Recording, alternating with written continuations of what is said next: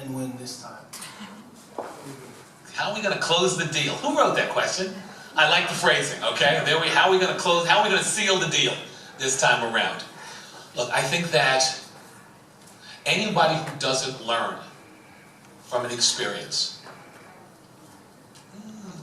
then you haven't grown. I think every experience that you go through, you want to learn. You want to grow from it. You want to gain knowledge.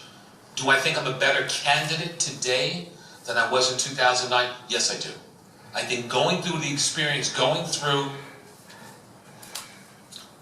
I ran for controller in 2001 and for re-election in 2005.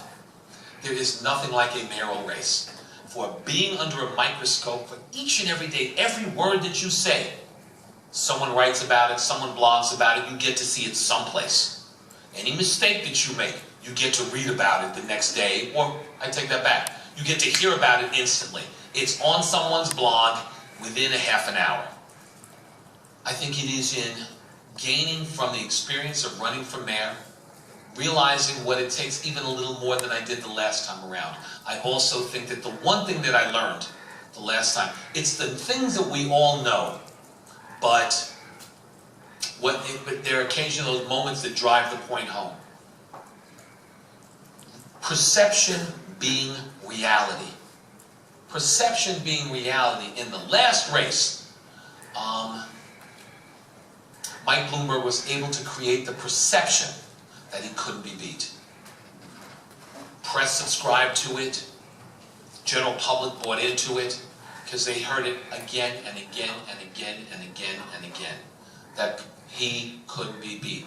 I knew differently. My campaign team knew differently. Some people knew differently.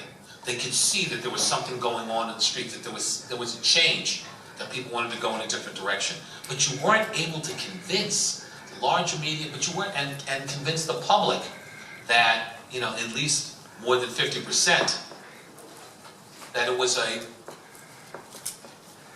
really was a competitive race. That it really was a competitive race, and it was going to be based on turnout. That was going to determine things. Which is why, no matter what, number one, there is a more level playing field this time around. So, you know, nobody, at least it doesn't appear as if there's anyone in this race who will spend the same $120 million that Mike Bloomberg spent the last time around. We're all going to spend $6.5 million in a primary. That is very different. And I think it is in letting people understand, and it is over the months, where if you go back to February or January, there were some people who were saying the election was over, that this election was done, that there was a front runner, and that was it. And that person was going to become the next mayor. We've changed that perception. We've changed that perception. You didn't allow that perception to become reality. And I think everybody knows now it's a competitive race. So I think that is in learning that, not allowing that to continue, being aggressive, being out there. And we were aggressive and out there before. But not letting the perception